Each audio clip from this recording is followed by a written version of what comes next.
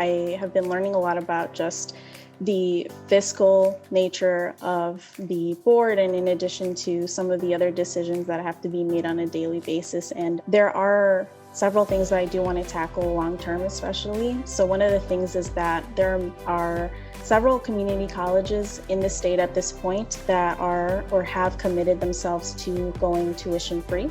And that's out of this need to really address, one, we do have a falling enrollment issue. And that could be a number of factors, right? It could be that there are familial responsibilities, having to take a break from education. But even now with the pandemic, that's definitely exposed some of the disparities there. And tuition tends to be one of those things that sometimes can get in the way of a student deciding to enroll or continue with their education. So I think by going tuition free, that would help alleviate the burden from students that come from working class backgrounds to continue their education and also be able to attain those degrees.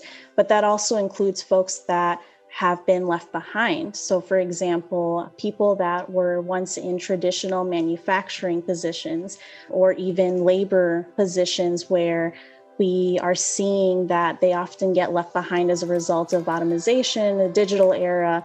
And so trying to be inclusive of them as well and encouraging them to continue in their pursuit for continuing to be a provider, whether that be they are a single person or with their own families.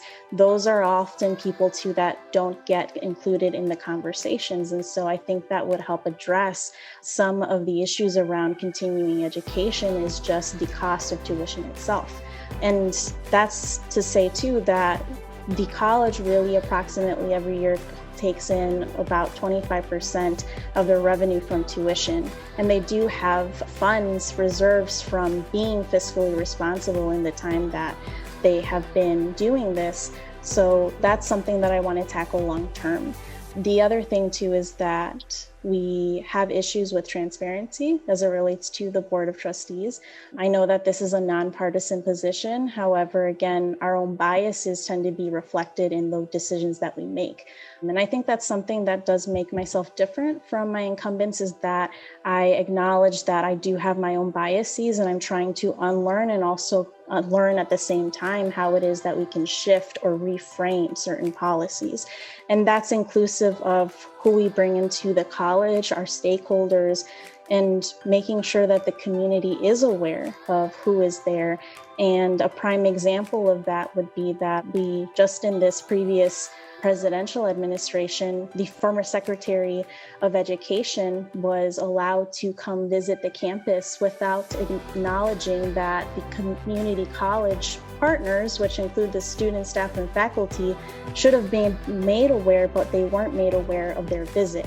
And so that's one of the things too, where we have to start questioning what is it that we don't know and who's being directly impacted by those decisions and who's being left out. And then the last thing too would be making sure that our faculty and staff, that they are being included in conversations as it pertains to them being fairly compensated, that they are being included in contract negotiations. Even just the faculty, their contract is due to expire in June of this year. And so as we speak, they're going through those negotiations. But we really need to think about too is who is not being included in those conversations. And I think that's something that as a result, we need to also consider how it is that we're including people in the decision-making process, especially when we think about who is it that we're making these decisions for. If we're not including those who are directly impacted, then who does it really serve?